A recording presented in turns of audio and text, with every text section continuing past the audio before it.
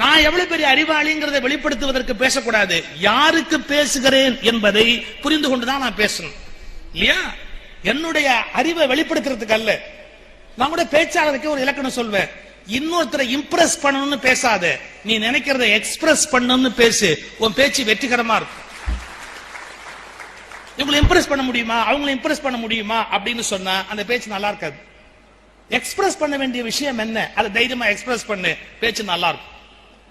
உங்களுக்கு இங்கிலீஷ் வரல அப்படின்னு பயப்படாதீங்க, என்ன வருதோ அதை முதல்ல பேசுங்க, திருத்துவாங்க, திருத்திக்கங்க. மகாத்மா காந்தி தப்பான இங்கிலீஷ் பேசியிருக்காரு. My intention is not to damage Mahatma, ஏன்னா it has been already done. நான் காந்தியை டேமேஜ் பண்ணணுங்கிறது அவசியம் இல்லை.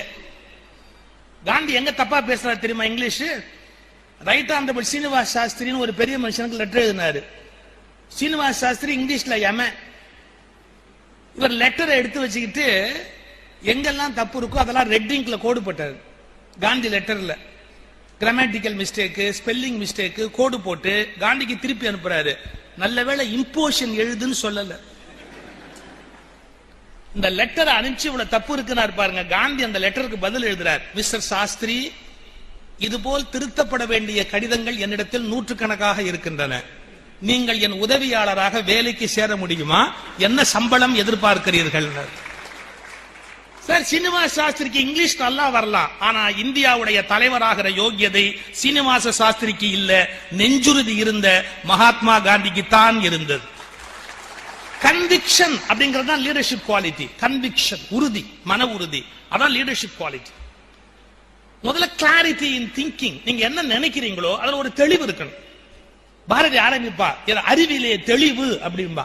முதல் விஷயம் வாட் ஐ நீட், எனக்கு என்ன தேவை அப்படிங்கிறது முதல்ல எனக்கு தெரியணும். சில பேர் என்கிட்ட வந்து சொல்லுவாங்க, சார் ஏதாவது ஒரு வேலை வாங்கி கொடுங்க சார். என்ன வேலை? எதுனா ஒரு வேலை. என் வேலையை தான் கொடுக்கணும்.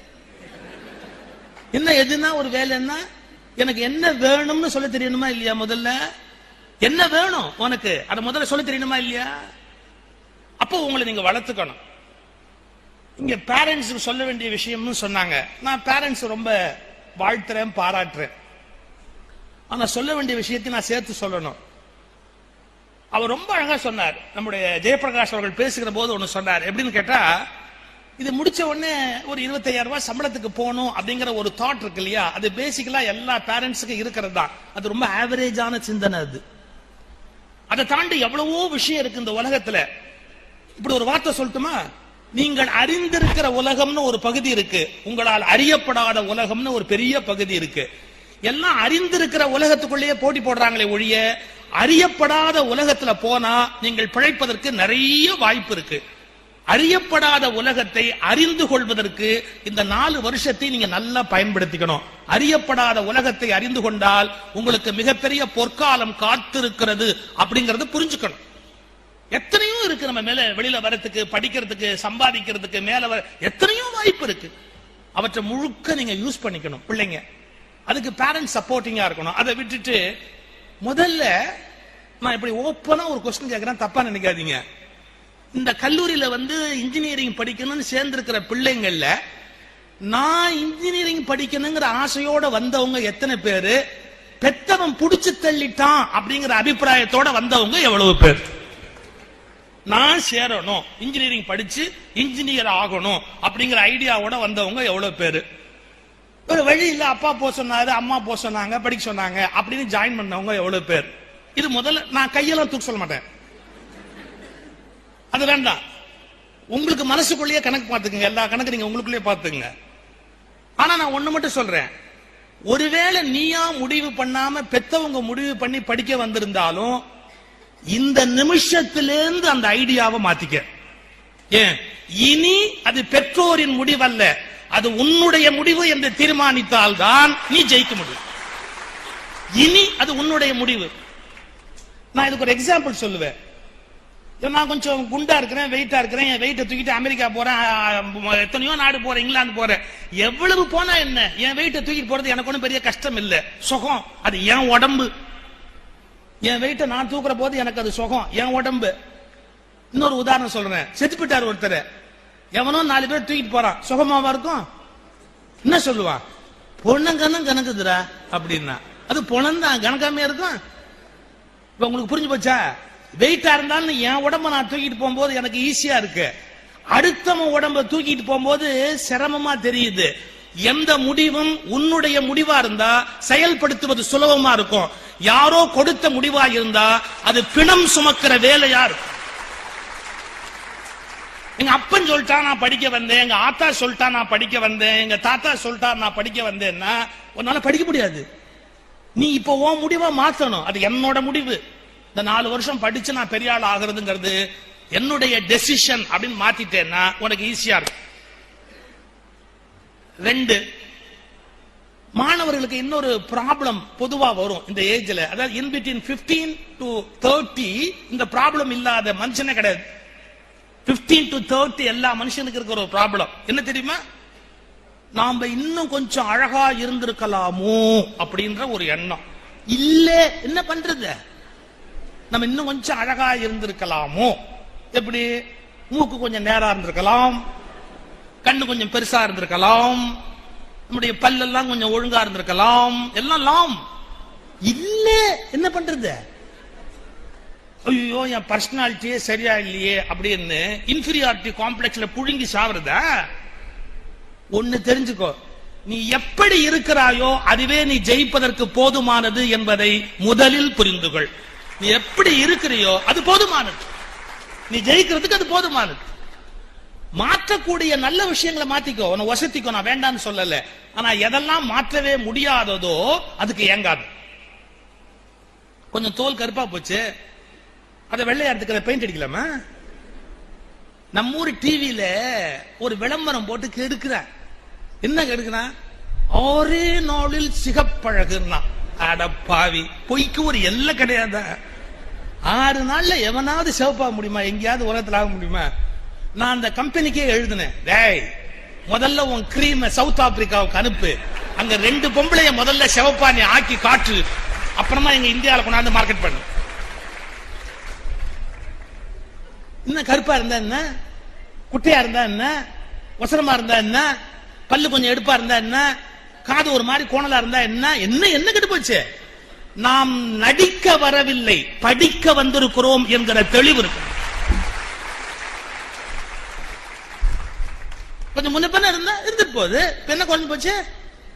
லால் பகதூர் சாஸ்திரி குட்டையா இருந்தாரு.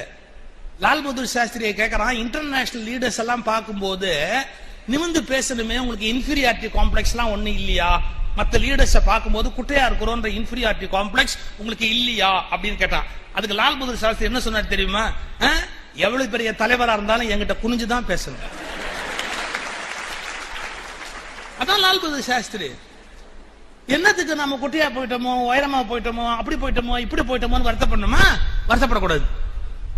நான் பசங்களுக்காக அவங்க பாஷையில பேசுறேன். கமலஹாசன் சேப்பா இருக்காரு, அழகா இருக்காரு, நல்லா இருக்காரு, இருக்கட்டும். இந்த கவுண்டமணி செந்தில் கருப்பா இருக்காரு, அழகா இல்ல, குள்ளமா இருக்காரு, குரல் ஒரு மாதிரி இருக்கு, தலைமுடி வழுக்கையா இருக்கு, ஒண்ணுமே இல்ல, அவர் வருத்தப்பட்டு அழுதுகிட்டு இருந்தா அழுதுகிட்டே இருக்க வேண்டியது தானே? இப்ப என் கேள்வி ரொம்ப சிம்பிள். கமலஹாசன் சினிமால ஜெயிச்ச மாதிரி செந்தில் ஜெயிக்கலையா? ஒன்னே ஒண்ணு கண்டுபிடிச்சாரு மனுஷன். என்ன? நான் கமலஹாசன மாதிரி அழகா இல்லையான்னு ஓரத்துல உட்கார்ந்து அழல. எதெல்லாம் அவருக்கு குறைன்னு சொன்னானோ அந்த குறைகள் நகைச்சுவை நடிகனுக்கு மூலதனங்கள்னு கண்டுபிடிச்சிட்டதுனால அவரும் வாழ்க்கையில் பெற வேண்டிய வெற்றியை பெற்றுவிட்டார். நம்ம குறைகளை நினைச்சு ரொம்ப வருத்தப்பட்டுக்கிட்டே இருக்க கூடாது. நமக்கு எது தரப்பட்டு இருக்கிறதோ அதை எப்படி பயன்படுத்தி மேல போகணும் அப்படிங்கறத பார்க்கணும். வளர்த்துக்கொள்ள வேண்டிய திறமைகளை வளர்த்துக்கணும். சாரி சார் ரொம்ப அழகா சொன்னார், உன்னை நீ பல வகையில எக்யூப் பண்ணிக்கணும் அப்படின்னார். அதாவது apart from your curricular education, இது என்னவோ இதை தவிரவும் உன்னை பல வகையில குவாலிஃபை பண்ணணும். உனக்கு ஒரு மியூசிக் வரணும், விளையாட்டு வரணும், வேற ஏதாவது ஒரு ஆக்டிவிட்டி இருக்கணும். நீ ஒரு மிகப்பெரிய ஃபுட்பால் பிளேயரா இல்ல ஒரு வாலிபால் பிளேயரா அறியப்பட வேணும். அப்படிலாம் வாழ்க்கையில அமையணும். தம்பி படி, சம்பாதி, வேலைக்கு வா. ஆனா நான் இன்னொன்னு சொல்றேன், விளையாட்டை விட்டுடாது. விளையாட்டையும் வச்சுக்க, விளையாட வேண்டியபடி விளையாடணும். ஏன் தெரியுமா? என் எதிர்கால இந்தியர்கள் பெரிய அறிவாளிகளாக இல்லை என்றாலும் நஷ்டம் இல்லை, நோயாளிகளாக இருந்தால் இந்த நாடு பலவீனமாக போய்விடும். அதனால எப்படி இருக்கணும்? பிரிஸ்கா இருக்கணும். உன்னால முடிஞ்சதா யோகா பண்ணு, உன்னால முடிஞ்சதா விளையாடு, உனக்கு டைம் 1 hour 2 hours எல்லாத்தையும் பிளான் பண்ணிக்கோ. படிக்கிறதுக்கு இவ்வளவு நேரம், விளையாடுறதுக்கு இவ்வளவு நேரம், உடம்பை நல்லா வச்சிருக்கிறதுக்கு இவ்வளவு நேரம். ஏன்னா இந்த உடம்பு என்பது விலை மதிப்பற்ற கருவி. 10 கோடி ரூபாய் கொடுத்தா கூட இது மாதிரி ஒரு ஸ்பேர் பார்ட் கிடைக்காது ராஜா. எத்தனை பேர் ஆஸ்பத்திரியில கிட்னில காத்திருக்கான் தெரியுமா? கிட்னிக்காக காத்துக்கிட்டு இருக்கான் தெரியுமா? ஒரு ஸ்பேர் பார்ட் கிடைக்கிறது அவ்வளவு ஈஸியா? நல்லவேளை கடவுள் அல்லது இயற்கை நமக்கு எல்லாம் கொடுத்திருக்கு. அதை நம்ம எப்படி பாதுகாக்கணும்? சோ இந்த ஏஜ்ல உடம்ப பத்திய கவலை இருக்கணும். எக்ஸசைஸ் பண்ணணும், விளையாடணும், ஓடணும், ஆடணும், மிக சந்தோஷமா வச்சிருக்கணும் உங்களுடைய உடம்ப. ஏன்னா உங்களுக்கு மைண்ட்ல உண்டாகக்கூடிய ஸ்ட்ரெஸ், ஸ்ட்ரெயின் இருக்கு இல்லையா, அது விளையாட்டு மூலமா தான் கரைஞ்சு வெளியே போக முடியும். ஓடணும், ஆடணும், அது மூலமா தான் அது வெளியில போக முடியும். சோ அதை தயவு செய்து அது ஒருபோதும் விட்டுறக்கூடாது. இப்ப நான் பிள்ளைகளுக்கு சில விஷயம் சொன்னேன், 1-2 விஷயங்கள் பேரண்ட்ஸ்க்கு ஒன்று சொல்லணும். ரொம்ப சின்ன விஷயம், ஆனா மன்னிச்சுக்கங்க, பல பேரண்ட்ஸ் அதை மனசுல வாங்கவே இல்லை. எக்காரணத்தை முன்னிட்டும் உங்கள் பிள்ளைகளை இன்னொரு பிள்ளையோடு ஒப்பிடாதீர்கள். Don't compare. கம்பேரே பண்ணாங்க. ரோஜாவை மல்லிகையோடு ஒப்பிட முடியாது, மல்லிகையை தாழம்பூவோடு ஒப்பிட முடியாது, தாழம்பூவை தாமரையோடு ஒப்பிட முடியாது. கடவுளின் படைப்பில் ஒருவரோடு இன்னொருவரை ஒப்பிடவே முடியாது. யாரையும் யாரோடும் ஒப்பிடாதீர்கள். அவனும் 10th படிக்கிறான், நீ 10th படிக்கிற, அவன் படிக்கிற அதே ஸ்கூல்ல தான் நீயும் படிக்கிற, அவன் எப்படி இருக்கிறான் பாரு, அவன் என்ன மார்க் வாங்குறான் பாரு, நீ எப்படி வாங்குற பாருன்னா. அப்பா அம்மா வெவ்வேற.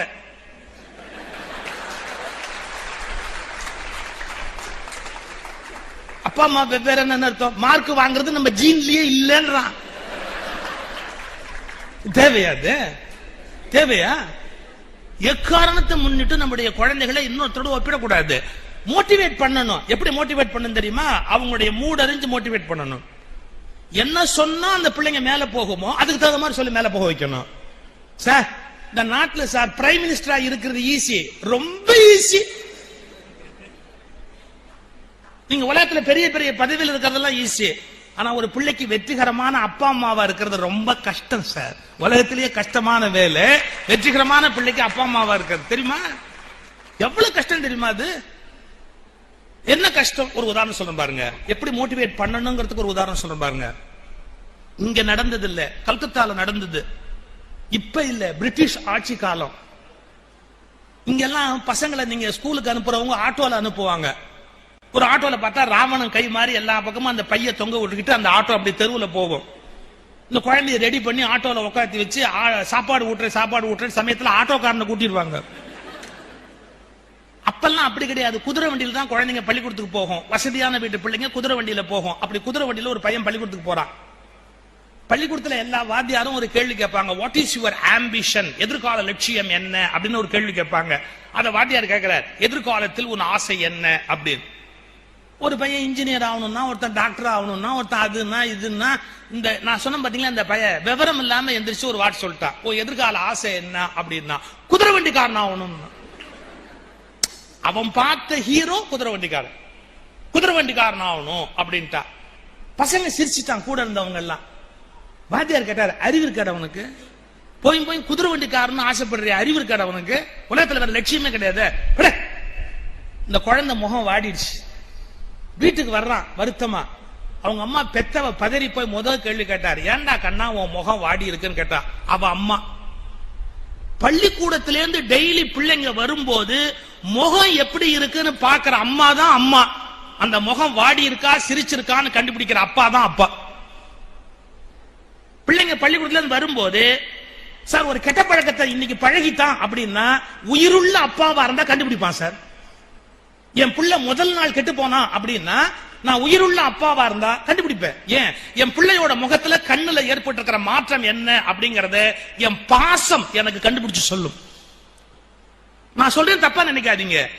சீரியல்ல எவ்வளவு செத்துட்டா அழுது அழுது அப்படியே மூக்க சிந்தற நம்ம அம்மா அம்மாரெல்லாம் நிஜமாவே புள்ள வீணா போயிட்டா கூட கண்டுக்கிறதுக்கு நேரம் கிடையாது. அம்மா அப்பாவை பெருமையா பேசினா நீங்க எல்லாம் கை தட்டுவீங்க. அது என் வேலை இல்ல. எத்தனை அம்மா சீரியல் பாக்குறதையே சீரியஸா எடுத்துக்கிட்டு பிள்ளையோட வாழ்க்கையை கோட்டை விட்டா தெரியுமா? நான் ஒரு வார்த்தை இன்னைக்கு ஊருக்கு ஊர் சொல்றேன். இந்த நாட்டுல குடியினால ஆம்பளை கெட்டான், சீரியலால பொம்பளை கெட்டான். குடியினால ஆம்பளை கெட்டான், சீரியலால பொம்பளை கெட்டான். இத ரெண்டையும் ஒழிச்சா இந்த நாடு உருப்படும். ரெண்டையும் ஒழிச்சாதான் இந்த நாடு உருப்படும். நாடு உருப்படணும்னா ஒரே வழி அதுதான். என்ன அநியாயம், மணிக்கணக்கு அதுலயே மூழ்கி போயிருந்தா புள்ள எப்படி இருக்கு, மூஞ்சி எப்படி இருக்கு, ஏன் வாடி இருக்கு, உடம்பு சரியில்லையா, எத்தனை ப்ராப்ளத்தோட பிள்ளைங்க பள்ளிக்கூடத்துல இருந்து வரும். அவன் ப்ராப்ளம் என்னன்னு அவனுக்கு தான் தெரியும். சார் நான் சொன்ன அம்மா பாருங்க, வந்த உடனே குழந்தைய கேட்டா ஏன்னா கண்ணா முகம் வாடி இருக்கு அப்படின்னு, அது கிட்ட ஒப்பிக்குது. ஸ்கூல்ல நடந்ததெல்லாம் சொல்லுது, நான் குதிரை வண்டி காரணம் ஆகணும்னு சொன்னேன், எங்க வாத்தியார் என்ன திட்டாரு அப்படின்னு. அந்த அம்மா எப்பேற்பட்ட அம்மா பாருங்க, நீ ஏன் குதிரை வண்டி காரணம் ஆகணும்னு சொன்னேன் அப்படின்னு. எனக்கு குதிரை வண்டி ஓட்டிட்டு போறார் பார், அவர் நின்னுகிட்டு ஓட்டுவார், அந்த சக்கரத்துல வந்து அந்த குதிரை குச்சியை கொடுப்பார், கட கட கடன்னு ஒரு சவுண்ட் வரும் பார், அவர் ஓட்டுறதே ஒரு பர்சனாலிட்டி எவ்வளவு அழகா இருப்பார், அதனால குதிரை வண்டி காரணம் ஆசைப்பட்டேன். அந்த அம்மா ஒன்னும் சொல்ல, நேரா உள்ள போனா ஒரு கேலண்டரை கயட்டி எடுத்துட்டு வந்தா அதுல ஒரு படத்தை காமிச்சா, நீ குதிரை வண்டி காரணம் ஆறுது தப்பு இல்ல, ஆனா குதிரை வண்டி காரணம் இந்த குதிரை வண்டிக்கார மாதிரி ஆகணும்னு தேர் ஓட்டுகிற கீதை சொல்லுகிற கண்ணபெருமானுடைய படத்தை காமிச்சு, நீ குதிரை ஓட்டி ஆனா இவன மாதிரி ஆகணும், பார்த்த சாரதி இவன மாதிரி ஆகணும் ஆவியா. இப்படி கேட்ட தாய் விவேகானந்தரின் தாய் புவனேஸ்வரி, கேட்கப்பட்ட பிள்ளை விவேகானந்தர். பிற்காலத்துல விவேகானந்தர் கீதை சொல்லல, அவருடைய ஒவ்வொரு சொற்பொழிவும் கீதை தானே. எங்க அந்த மோட்டிவேஷன் வந்தது? தாயார் தேர்ந்து வந்தது. பின்னால நீ என்ன பேசினாலும் கிருஷ்ணன் மாதிரி கீதையா இருக்கணும் அப்படிங்கிற மோட்டிவேஷன் அம்மா கிட்டேந்து வந்தது. பிள்ளைகளை மோட்டிவேட் பண்ணணும், ஆனா அவங்க பணியிலேயே போய் மோட்டிவேட் பண்ணணுமே ஒழிய, நம்முடைய கனவுகளில் சிலுவையில் அறைவது நம்முடைய வேலை அல்ல. அவர்களது பாதையில் போய் அவர்களுக்கு பாதை காட்டுவதுதான் பெற்றவர்களின் முழு நேர வேலை. அவங்களுடைய பாதையில போகணும், பெற்றவங்களுக்கு அது ரொம்ப முக்கியம்.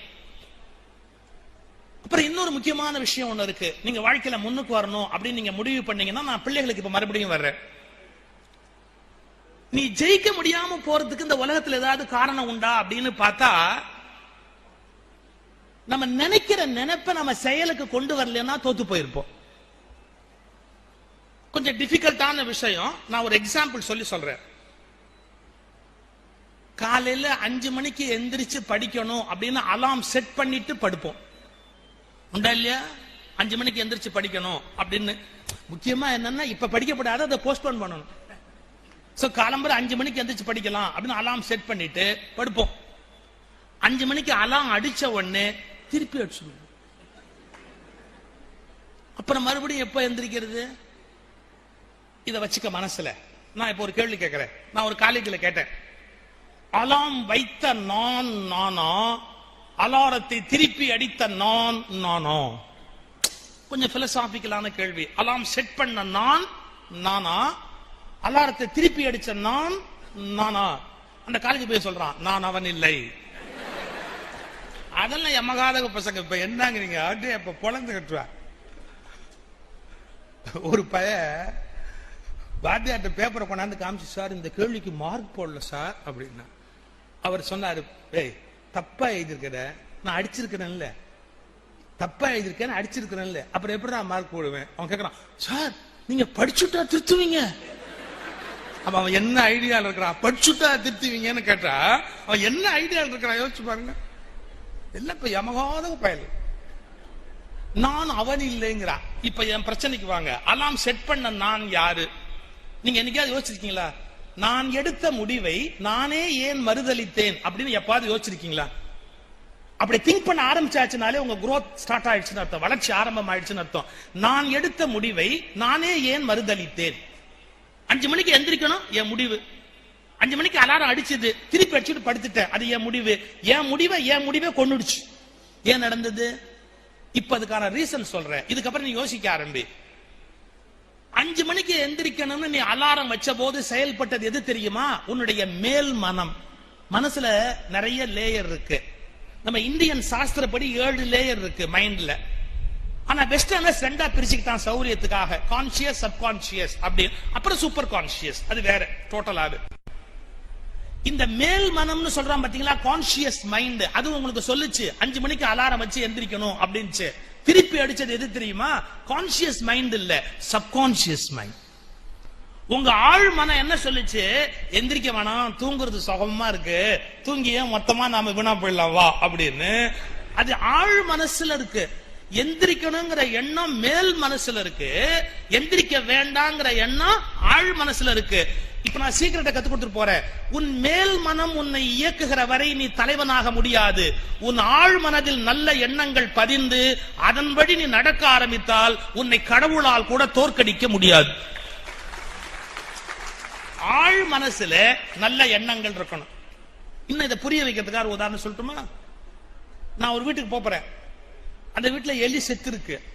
நான் உள்ள வர போறேன்னு அந்த வீட்டை பாக்குறாங்க, என்னமோ நாடுது, இவர் வந்தாருன்னா கேட்டுருவாரு அப்படின்ட்டு உடனே இப்ப ஸ்ப்ரே எல்லாம் விக்குது, அதெல்லாம் வாங்கி ஸ்கிரீன்ல சோஃபால எல்லாத்திலும் அடிச்சிட்டு வாங்க வாங்க உட்காருங்க அப்படின்னாங்க. நான் நினைக்கிறேன், அடேப்பா என்ன வாசனை என்ன வாசனை அப்படின்ட்டு உள்ள போய் உட்காடுறேன். கொஞ்ச நேரம் கழிச்சு ஒரு அரை மணி நேரம் ஆன உடனே சாப்பிட்டுட்டு போலாமா அப்படிங்கிறாங்க. அப்படி யாராவது கேட்டா நான் உடனே சரின்றுவேன். உட்கார்ந்து இருக்கிறோம், பேசிக்கிட்டே இருக்கோம். 2 மணி நேரம் கழிச்சு எலி செத்த நாத்தம் குடலை புடுங்குது.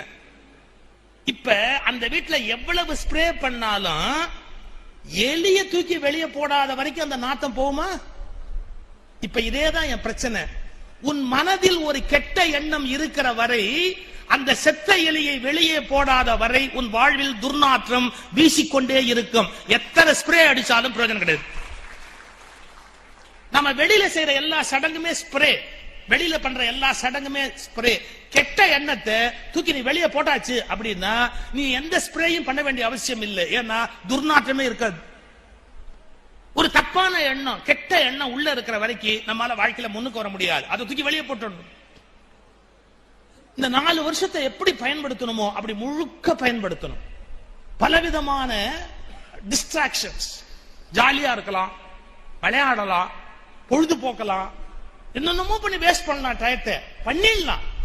இந்த 4 வருஷம் நீ கஷ்டப்பட்டுட்ட அப்படின்னா வாழ்க்கை முழுக்க கஷ்டப்படாம இருக்கலாம்.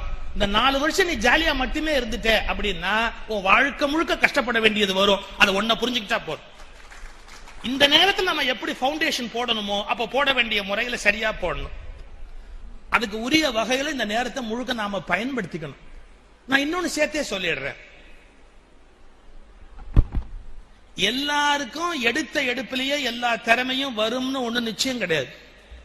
நான் இன்னைக்கு மேடையில பேசுவேன், பகவத்கீதை பேசுவேன், எது வேணாலும் பேசுவேன், கையில ஒரு காகிதம் இல்லாம மணிக்கணக்கா பேசுவேன். ஆனா முதல்ல நான் மேடைக்கு பேச்சு போட்டிக்கு போன போது மகாத்மா காந்தியை கோட்சே சுட்டார்னு சொல்ல வேண்டிய இடத்துல கோட்சே பேர் எனக்கு மறந்து போச்சு. எழுதி மனப்பாடம் பண்ணிட்டு தான் போனேன், மறந்து போச்சு. ஒரே அழுகழுகியா வருது. மனப்பாடம் பண்ணிட்டு பேச போயிருக்கிறோம், பேச்சு வரல, அழுது அப்படி நின்றுட்டு கோட்சே பேர் வரமாட்டேங்குது. அழுதுட்டு இறங்கி கீழ்பிட்டேன். எங்க தமிழ் வாத்தியாரு அங்க நின்னுகிட்டு இப்படி இப்படிங்கிறார். அவர் தான் எனக்கு கோட்சே. நீ இறங்கி வா உன்னை சுட்டுறேன் அப்படிங்கிறாரு அவரு. இவர்கிட்ட அவர்கிட்ட போய் மாட்டணுமேனு நான் போய் நிக்கிறேன் ஒரு மாதிரி. இது கூட அவனுக்கு மறந்து போவோம். ஆமா மண்ணாங்கட்டி திட்டுறாரு அவர். எனக்கு என்ன பண்றதுன்னே தெரியல. சார் வாங்க சார் போலாம், இருடா ரிசல்ட் சொல்லுவான் கேட்டு போலாம் அப்படின்னு. கிடைக்காது எனக்கு பரிசு, நான் முடிவோட தான் இருந்தேன். ஆனா ஜட்ஜஸ் ஃபர்ஸ்ட் பிரைஸ் சிவம் அப்படின்னாங்க. எனக்கே ஒரு ஆச்சரியம். கடைசி அந்த ஜட்ஜ் அதை கொடுக்கும் போது சொன்னார், மகாத்மா காந்தியை சுடுறாங்கன்னு சொன்ன உடனே அந்த பையன் அழ ஆரம்பிச்சார் பாருங்க.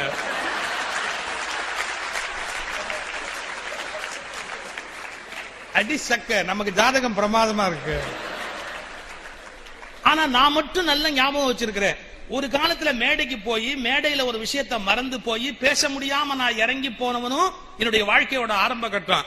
ஆனா எந்த மேடையா இருந்தாலும் எனக்கு கவலை இல்லை, நான் என்ன சொல்ல நினைக்கிறேனோ அதை சொல்லிட்டு தான் இறங்குவேன் அப்படிங்கிறது இந்த காலகட்டம்.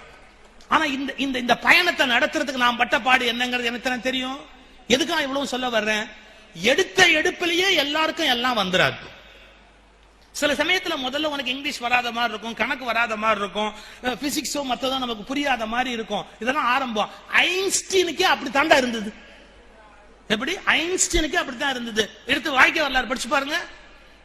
அமெரிக்கா அவருக்கு வேண்டிய எல்லா வசதியும் பண்ணி கொடுக்குறான், ரிசர்ச்சுக்கு வேண்டிய எல்லாத்தையும் பண்ணி கொடுக்குறான். அவர்கிட்ட ஏதாவது குறை இருக்கா அப்படின்னு கேட்டான். அவர் என்ன சொன்னார் தெரியுமா? எல்லாம் நல்லா இருக்கு, குப்பை தொட்டி சின்னதா இருக்கு. என்னங்க லேப்ல குப்பை தொட்டியை பத்தி கவலைப்படுறீங்க? அதுக்கு ஐன்ஸ்டீன் சொன்னார் பாருங்க ஒரு பதில். நீங்க எல்லாம் நினைக்கிற அளவுக்கு நான் அறிவாளி இல்ல, நான் மக்கு, தப்பு தப்பா எல்லாம் எழுதுவேன், அதை கிழிச்சு போட்டுட்டு கடைசியா தான் உண்மையை கண்டுபிடிப்பேன். என் குப்பைகளை இல்ல, என் தோல்விகளை புதைப்பதற்கு பெரிய குப்பை தொட்டி வேணும்னு கேட்டாரா. என் தோல்விகளை புதைப்பதற்கு பெரிய குப்பை தொட்டி வேணும் அப்படின்னு கேட்டாரா. அப்ப அப்படிப்பட்ட ஐன்ஸ்டீன் தான் அவ்வளவு அருமையான விஞ்ஞான உண்மையை கண்டுபிடிச்சார். உனக்கு ஒரு திறமை இல்லைன்னு இப்ப வருத்தப்படாது, இன்னைக்கு இல்ல நாளைக்கு வரும். அந்த நம்பிக்கையோட வாழ்க்கையை நடத்துவதற்கு பழகணும். நாளைக்கு நான் அந்த ஆற்றல் உள்ளவனாக மாறிவிடுவேன் அப்படிங்கறத நம்பணும்.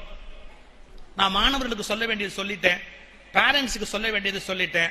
பேரண்ட்ஸுக்கும் டீச்சர்ஸ் எல்லாருக்கும் சேர்த்து ஒன்று சொல்ல வேண்டிய விஷயம் என்னன்னு, நாம லைஃப்ல பெரிய ரோல் மாடல்.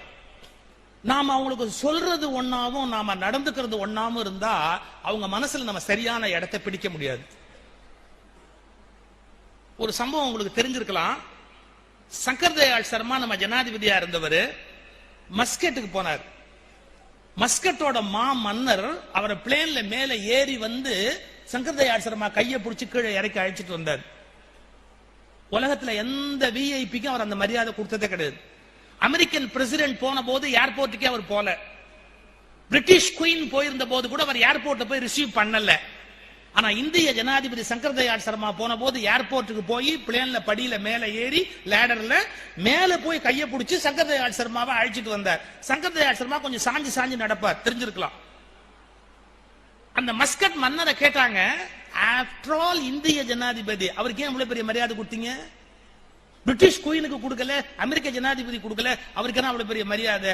அதுக்கு அந்த மஸ்கட்டோட மன்னர் சொன்னார், அவர் இந்திய ஜனாதிபதி என்பதற்காக நான் இத்தனை பெரிய மரியாதையை தரவில்லை. பூனாவில் அவரிடத்தில் நான் படித்த மாணவன் என்பதால் இத்தனை பெரிய மரியாதையை கொடுத்தேன்.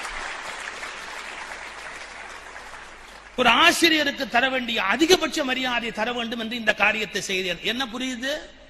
இந்த உலகத்துல சார் ஒரு ஜனாதிபதியா இருக்கிறத விட மன்னரா இருக்கிறத விட பெரிய விஷயம் ஒரு நல்ல மாணவனுக்கு ஆசிரியரா இருக்கிறது. அது வாழ்க்கை முழுக்க மனசுல நின்னுகிட்டே இருக்கும். அவர் கூட சொன்னார், நான் வந்து இன்ஜினியரிங் கிராஜுவேட்ஸ் உருவாக்குறது பெருசு இல்ல, நல்ல இன்ஜினியர்ஸ் உருவாக்குறது பெருசுன்னு. நான் எல்லாருக்கும் சேர்த்தே ஒரு கேள்வி கேட்கிறேன். ஒருத்தர் பார்த்தா முதல் கேள்வி என்ன கேட்கிறோம்? நல்லா இருக்கீங்களான்னு கேட்கிறோம். என்ன கேட்கிறோம்? நல்லா இருக்கிறீங்களா? கொஞ்சம் மாத்தி கேளுங்களேன், நல்லவனா இருக்கீங்களா? இது கேட்கிறவனுக்கும் தர்ம சங்கடம், பதில் சொல்றவனுக்கும் பெரிய தர்ம சங்கடம். ஏன் நீங்க அப்படி இருக்கிறீங்களான்னு திருப்பி கேட்டான்னு வச்சுங்க, நமக்கு பெரிய சிக்கல் ஏற்படும்ல. என்னுடைய விருப்பம் நீங்க நல்லவா இருங்க, அதே சமயத்துல இன்ஜினியரா மட்டும் இருந்தா போராது, நல்லவனா இருந்து இன்ஜினியரா இருக்கு. இந்த நாடு அப்பதான் நல்லா இருக்க முடியும். இன்னைக்கு எவ்வளவு அறிவாளிகள் இருக்காங்க சார் இந்த நாட்டுல, எவ்வளவு அறிவாளி இருக்காங்க தெரியுங்களா? மன்னிச்சுக்கங்க, தேசத்தின் மீது விசுவாசம் இல்லாத அறிவு அயோக்கியத்தனத்துக்கு சமம். தேசத்தின் மீது விசுவாசம் இருக்கணுமா இல்லையா? அப்துல் கலாம் மிகப்பெரிய அணுவிஞ்ஞானி, ஆனா அந்த தேசத்தை எப்படி நேசிச்சார் நீங்க கண்டுபிடிக்கணும். அவர் ஜனாதிபதி பதவி ஏற்கிறதுக்கு முன்னாடி டெல்லிக்கு போறாரு. பத்திரிகைக்காரங்க ஒரு கேள்வி கேட்கிறாங்க, அவரை பார்த்து ஒரு கேள்வி கேட்கிறாங்க. என்ன கேட்டாங்க தெரியுங்களா? எங்கிருந்து வருகிறீர்கள்னு கேட்டாங்க. எங்கிருந்து வருகிறீர்கள்?